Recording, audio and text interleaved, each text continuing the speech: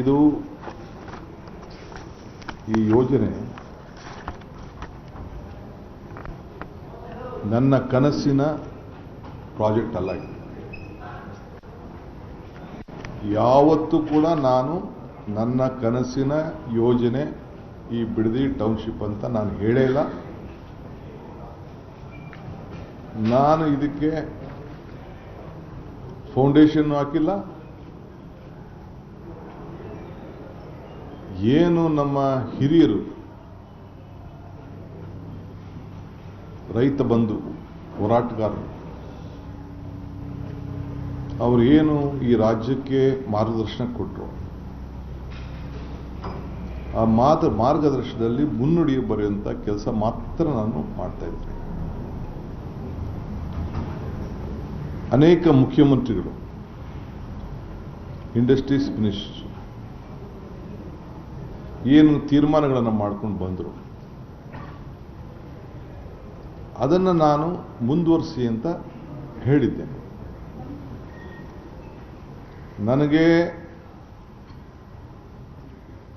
ನಾನೊಬ್ಬ ರೈತನ ಮಗ. ನಾನು ಕಪಟ ವ್ಯವಸಾಯ ಮಾಡದೇ ಇದ್ರೂ ಕೂಡ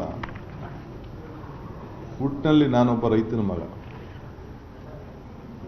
ಭೂಮಿ, ರೈತನ ಬದುಕಿನ ಬಗ್ಗೆ, ಅವನ ಶ್ರಮದ ಬಗ್ಗೆ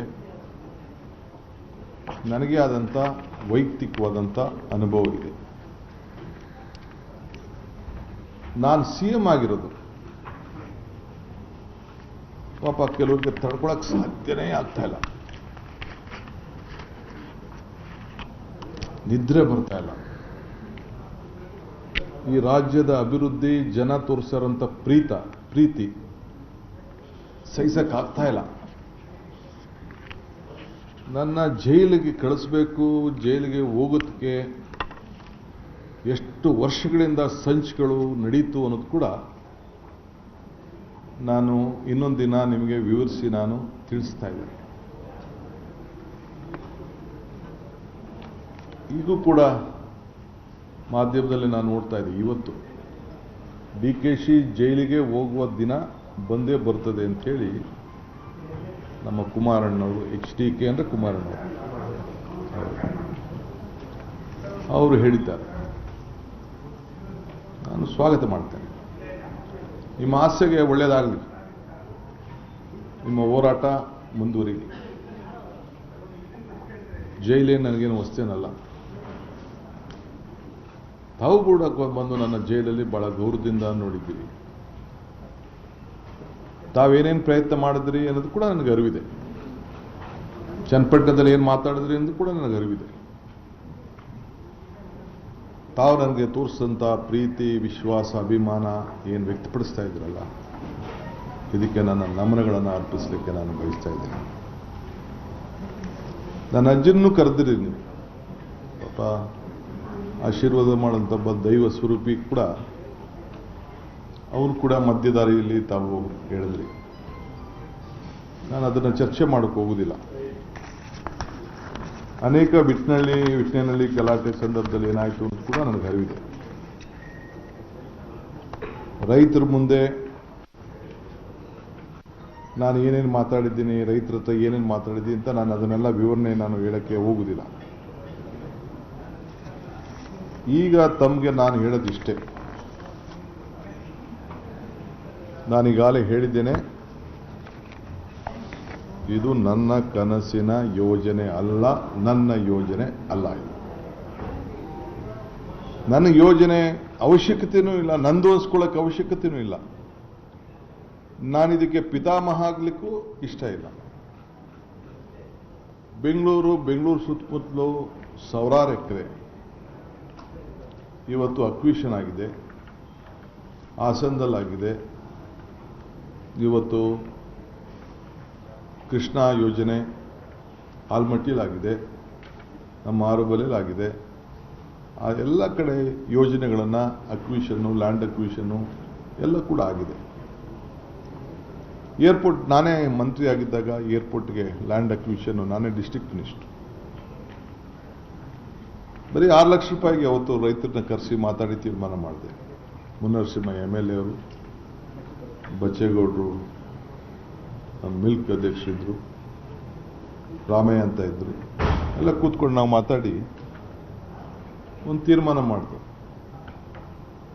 4,000 ಎಕರೆಯಲ್ಲಿ 2,000 ಎಕರೆ ಸರ್ಕಾರದ್ದು, 2,500 ಎಕರೆ ರೈತರು. ಇವತ್ತು ಏನಾಗಿದೆ, ಸುತ್ತಮುತ್ತಲು ಏನಾಗಿದೆ ಅಂತ ನಾನೀಗ ನಿಮಗೆ ಆಲೋಚನೆ ಮಾಡ್ತಿಲ್ಲ. ಕೃಷ್ಣ ಸಾಹೇಬ್ರ ಕಾಲದಲ್ಲಿ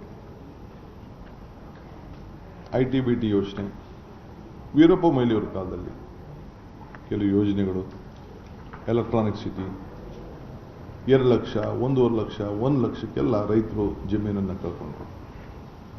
ಇವತ್ತು ಆ ಜಮೀನುಗಳೆಲ್ಲ ಒಂದು 50 ಕೋಟಿ, 60 ಕೋಟಿ, 70 ಕೋಟಿ ರೂಪಾಯಿ ಬೆಲೆ ಬಾಳಂಥದ್ದು ನನ್ನ ಕಿವಿಲಿ ಕೇಳ್ತಾ ಇದ್ದೇನೆ. ಅವರು ಯಾರವರು? ರಿಯಲ್ ಎಸ್ಟೇಟ್ ಏಜೆಂಟ್ಗಳು. ಅವರು ಜಮೀನು ಕಳ್ಕೊಂಡವರು, ರೈತರ ಕಳ್ಕೊಂಡವರು. ಯಾರು ಮಾಡಿದ್ರು, ಯಾವ ಕಾಲದಲ್ಲಿ ಆಯಿತು, ಅದು ನಾನೇನು ವಿವರಣೆ ಮಾಡಬೇಕಾದಿಲ್ಲ. ಆದರೆ ಇವತ್ತು 23/9/2006 ಮಾನ್ಯ ಗೌರವಾನ್ವಿತ ಮುಖ್ಯಮಂತ್ರಿಗಳ ಅಧ್ಯಕ್ಷತೆಯಲ್ಲಿ, ಆಗ ಯಾರಾಗಿದ್ದರು? ಕುಮಾರಸ್ವಾಮಿ ನೀವು ಜೊತೆಲಿದ್ರ? ನೀವು ಇದ್ರಿ. ಸಮ್ಮಿಶ್ರ ಸರ್ಕಾರ, ಶ್ರೀ ಗೌರವಾನ್ವಿತ ಕುಮಾರಸ್ವಾಮಿ ಅವರಿದ್ದು, ಯಡಿಯೂರಪ್ಪನವರಿದ್ದು, ಅವರ ಜೊತೆಯಲ್ಲಿ ಸರ್ಕಾರ ನಡೀತು. ಅವರ ಅಧ್ಯಕ್ಷತೆಯಲ್ಲಿ ನಡೆದಾಗ 5 ಸಮಗ್ರ ಉಪನಗರಗಳನ್ನು ಅಭಿವೃದ್ಧಿ ಆಗಬೇಕು ಅಂತೇಳಿ, ಅದೇ ಬೇಕು ಹೇಳ್ತಾ ಇದ್ದೀನಿ. 23 ಸೇಮ್ ಡೇಟ್. ನಂದಗುಡಿ, ಕಸ್ಬಾ, ರಾಮನಗರ ತಾಲೂಕು, ಬಿಡದಿ, ಸೋಲೂರು, ಸಾತ್ತೂರು, ಈ ಎಲ್ಲ ಕಡೆ ಒಂದು ಯೋಜನೆ ಆಗಬೇಕು ಅಂತೇಳಿ ಅವರು ತೀರ್ಮಾನವನ್ನು ಮಾಡಿದ್ರು. ಟೌನ್ಶಿಪ್ ಮಾಡಲಿಕ್ಕೆ ಅಲ್ಲಿಂದ ಸ್ಟಾರ್ಟ್ ಆಯಿತು. ಅದಾದ ಮೇಲೆ 28/6/6 ಇದನ್ನು BMRDಯಿಂದ ಪಬ್ಲಿಕ್ ಪ್ರೈವೇಟ್ ಪಾರ್ಟ್ನರ್ಶಿಪ್, PPP, ಸರ್ಕಾರ ಅಲ್ಲ. PPP ಯಾರು ಮಾಡೋದು? ಬಿಸ್ನೆಸ್ ಮೆನ್ ಮಾಡೋದು, ರಿಯಲ್ ಎಸ್ಟೇಟ್ ಡೆವಲಪರ್ಸ್ ಮಾಡೋದು. ಯಾರು ಮುಖ್ಯಮಂತ್ರಿ ಆಗಿದ್ದರು? ನನ್ನ ಗೌರವಾನ್ವಿತ ನಮ್ಮ ಅಣ್ಣವರ ಅಂತ HD ಕುಮಾರಸ್ವಾಮಿ ಅವರು ಮುಖ್ಯಮಂತ್ರಿಯಾಗಿ ಅವರು ಈ BMRDಯಿಂದ PPP ಮಾದರಿಯಲ್ಲಿ ಸಮಗ್ರ ಉಪನಗರವನ್ನು ಅಭಿವೃದ್ಧಿಪಡಿಸಲು ಅಧಿಕೃತ ಪಾಲುದಾರರನ್ನು ಗುರುತುಪಡಿಸುವ ಜಾಗತಿಕ ಗ್ಲೋಬಲ್ ಟೆಂಡರನ್ನು ಕರೆಯಬೇಕು ಅಂತ ಹೇಳಿ ಅವರು ತೀರ್ಮಾನ ಮಾಡಿದ್ರು. ಸಮ್ಮಿಶ್ರ ಸರ್ಕಾರ, ಜನತಾದಳ ಮತ್ತು BJP ಅವರು. ಅದೇನು ನನಗೆ ಗೊತ್ತಿಲ್ಲ, ಅದು ಈಗ ಬಾಲಣ್ಣ ಹೇಳೋದು 2020 ಅಂತ. ಅದಾದಮೇಲೆ 11/6/2007 ಅಡಿಷನಲ್ ಗ್ರಾಮಗಳು ಹೊಸಗೆ, ಎಲ್ಲಿ ನೆನ್ನೆ ಗಲಾಟೆ ಆಗಿದೆಯಲ್ಲ ಆ ಜಾಗನ, ಮರಂಡಳ್ಳಿ, ಮಂಡ್ಲಹಳ್ಳಿ,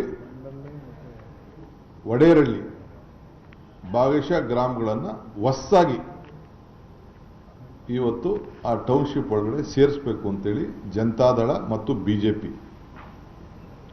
ಆಗ ಗೌರವಾನ್ವಿತ ಅಶೋಕ್ರವರು ಸಚಿವರಾಗಿದ್ದರು, ಸಮ್ಮಿಶ್ರ ಸರ್ಕಾರ ಕೂಡ ಇತ್ತು. ಗೌರವಾನ್ವಿತ HD ಕುಮಾರಸ್ವಾಮಿ ಅವರು ಈ ರಾಜ್ಯದ ಮುಖ್ಯಮಂತ್ರಿಯಾಗಿ ನಾನು ಕೂತಿರುವಂಥ ಜಾಗದಲ್ಲಿ ಅವ್ರು ಕೂತ್ಕೊಂಡಿದ್ದರು. ಸೊ ತಿರ್ಗಾ 2010ಕ್ಕೆ ಬಂತು.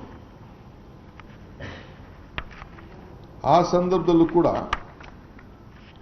ಯಡಿಯೂರಪ್ಪನವರು ತಿರ್ಗಾ ಒಂದು ಸಮಗ್ರವಾದ ಉಪನಗರ ಯೋಜನೆಯನ್ನು ಮುಂದುವರಿಸಬೇಕು ಅಂತೇಳಿ 2ನೇ ಬಾರಿಗೆ ಗ್ಲೋಬಲ್ ಟೆಂಡರ್ನ ಕರೆದು PPP ಮಾಡಲಲ್ಲಿ ಅವರು ಕೂಡ ಆಹ್ವಾನವನ್ನು ಕೊಟ್ಟರು. ಆಗ ಕೂಡ ಅಶೋಕ್ರವರು ಸಚಿವರಾಗಿದ್ದರು,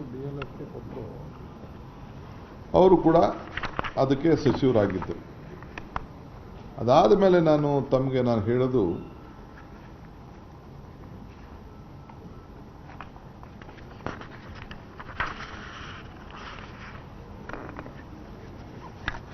ಒಂದಿದೆ ನೆಕ್ಸ್ಟ್ ಬರ್ತೀನಿ ಅಂತ ಅದಾದಮೇಲೆ 29/11/2006 ಗೌರವಾನ್ವಿತ ಮುಖ್ಯಮಂತ್ರಿಗಳಂತ HD ಕುಮಾರಸ್ವಾಮಿ ಅವರು ಸ್ವಲ್ಪ ಕಣ್ಣು ಮಂಜಾಗ್ಬಿಟ್ಟಿದ್ದಾರೆ.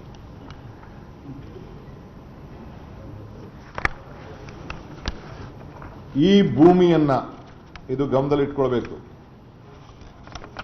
ಈ ಎಲ್ಲ ಭೂಮಿಯನ್ನ ಖಾಸಗಿ ಜಮೀನನ್ನ 29/11/2001 ಸರ್ಕಾರದ ಆದೇಶ ಇದು. ನಾನು ಓದ್ತಾ ಇರೋದು ಕರ್ನಾಟಕ ರಾಜ್ಯ ಪತ್ರ, ಅಧಿಕೃತವಾಗಿ ಪ್ರಕಟಿಸಿದಂಥ ವಿಶೇಷ ಪತ್ರ. ಈ ಯೋಜನೆಯಲ್ಲಿ ಘೋಷಿಸಲ್ಪಟ್ಟ ಮೇಲ್ಕಂಡ ಗ್ರಾಮದಲ್ಲಿ ಯಾವುದೇ ಪ್ರಾಧಿಕಾರವಾಗಲಿ ಅಥವಾ ಯಾವುದೇ ವ್ಯಕ್ತಿಯಾಗಲಿ ಬೆಂಗಳೂರು